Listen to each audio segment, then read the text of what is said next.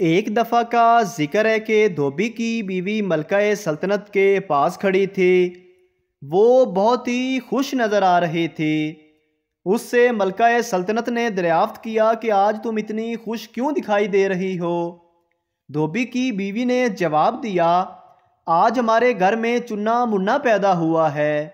دھوبی کی بیوی کے منہ سے یہ الفاظ نکلتے ہی ملکہ سلطنت نے دھوبی کی بیوی کو مٹھائی پیش کی اور مسکراتے ہوئے کہا، یہ مٹھائی چنا منا کے پیدا ہونے کی خوشی میں لو۔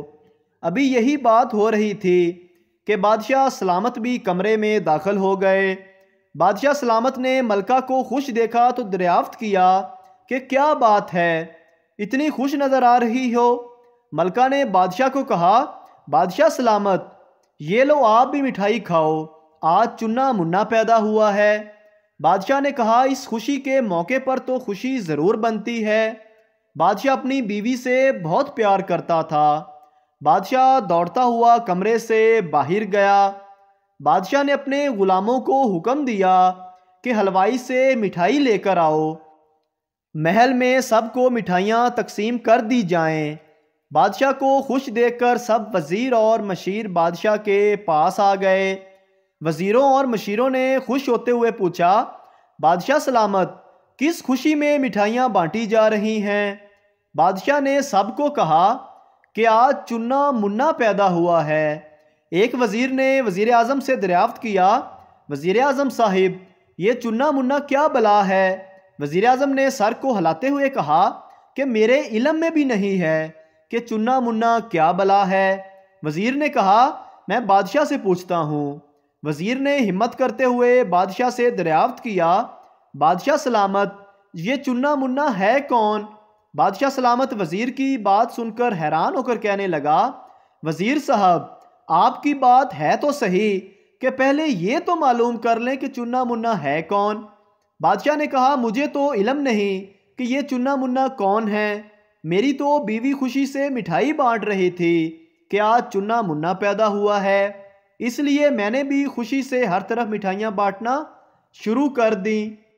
بادشاہ سلامت فوراً ملکہ کے پاس آئے۔ ملکہ سے پوچھنے لگے، ملکہ صاحبہ، یہ چنا منا کون تھا جس کی وجہ سے اتنی خوش ہو کر تو مٹھائیاں بانٹ رہی تھی؟ ملکہ صاحبہ نے جواب دیا کہ مجھے تو علم نہیں کہ یہ چنا منا کون ہے۔ یہ تو دھوبی کی بیوی خوشی کے مارے پکار رہی تھی کہ آج چنا منا پیدا ہوا ہے، اس لیے میں بھی اس کی خوشی میں شریک ہو گئی۔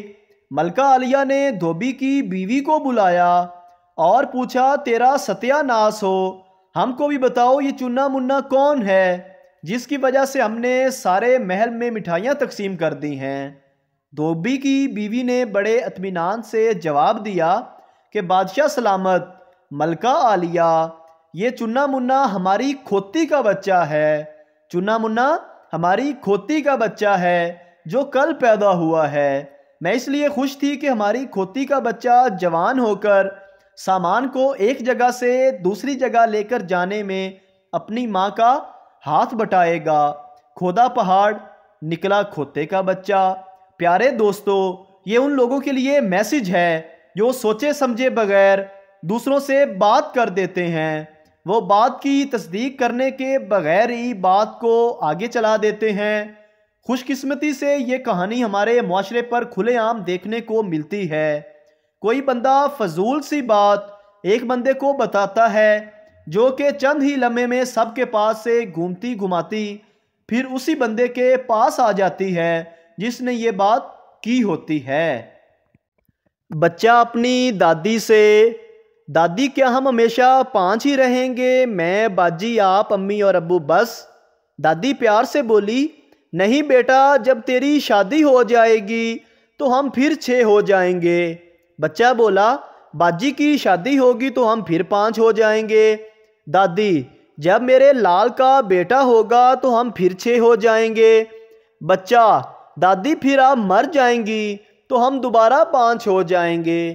دادی، لکھ لعنت تیرے تے، سو جا چپ کر کے۔ ایک آدمی کا انتقال ہوا۔ اس کا دوست اس کی بیوی کے پاس آیا اور بولا، کیا میں مرحوم کی جگہ لے سکتا ہوں؟ دوست کی بیوی بولی مجھے تو کوئی اعتراض نہیں، آپ گورکن سے پوچھ لیجئے۔ لڑکا مجھے کچھ لطیفے SMS کرو۔ لڑکی سوری میں نماز پڑھ رہی ہوں۔ لڑکا ہا ہا ہا، بس اسی طرح کے چند اور بھیج دو۔ ایک مریض چیسٹ ایکس رے کرانے کے لیے کسی سرکاری ہسپتال گیا۔ ایکس رے میں اس کے چیسٹ میں مکوڑا ظاہر ہوا۔ ڈاکٹر نے اس کو یورپی ممالک علاج کے لیے بھیجا۔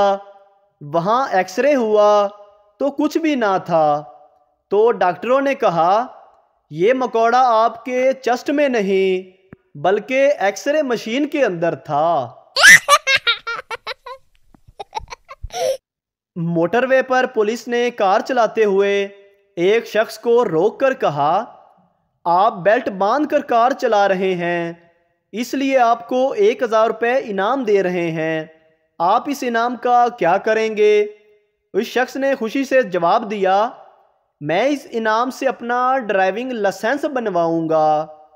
ساتھ والی سیٹ پر بیٹھی اس کی ماں بولی اس کی بات پر یقین نہ کرنا، یہ شراب پی کر فضول بولنے لگتا ہے۔ اس کا باپ نیند سے جاگا اور پولیس والے کو دیکھ کر کہنے لگا مجھے تو پہلے ہی پتا تھا کہ چوری کی گاڑی میں ہم زیادہ دور نہیں جا سکتے۔ اتنی دیر میں اچانک ڈگی سے آواز آئی بھائی ہم نے بارڈر پار کر لیا کیا؟ ایک بار ایک بزرگ نے پپو کو وصیت کی کہ بیٹا دیکھو جب تم سے کوئی گناہ ہو جائے تو اس کے بدلے 1 روپیہ کسی صندوق میں ڈالتے جانا، سال کے آخر میں جب تم جمع کردہ رقم گنو تو تمہیں اندازہ ہوگا کہ تم نے اس سال کتنے گناہ کیے ہیں۔ پپو نے بات پلے باندھ لی۔ سال کے آخر میں پپو نے صندوق کھولا، پیسے گنے تو اس کی آنکھیں کھلی کی کھلی رہ گئیں۔ جمع کردہ رقم انگلینڈ میں 1 ہفتہ قیام کے لیے کافی تھی۔ پپو نے بزرگ کو دعائیں دی اور انگلینڈ کے لیے روانہ ہو گیا۔ ایک جگہ شادی ہو رہی تھی۔ گھر والوں نے دیگ کے پاس اپنے رشتہ دار کو بٹھایا تاکہ وہ مہمانوں کو حساب سے کھانا تقسیم کر دے۔ وہ آدمی اپنے رشتہ داروں کو 2 بوٹیاں اور 1 آلو دیتا اور ناواقف کو 1 آلو اور شوربہ دیتا۔ شادی میں ایک اجنبی کھانا لینے گیا، اس کی پلیٹ میں آلو اور شوربہ ڈال دیا گیا۔ وہ بوٹی کی امید لے کر دوسری مرتبہ کھانا لینے گیا، پھر شوربہ اور آلو ملا تو اس نے کہا بھائی کوئی ہڈی والا آلو نہیں ہے؟ اگر ویڈیو اچھی لگے تو ہمارے چینل کو سبسکرائب ضرور کریں۔ شکریہ۔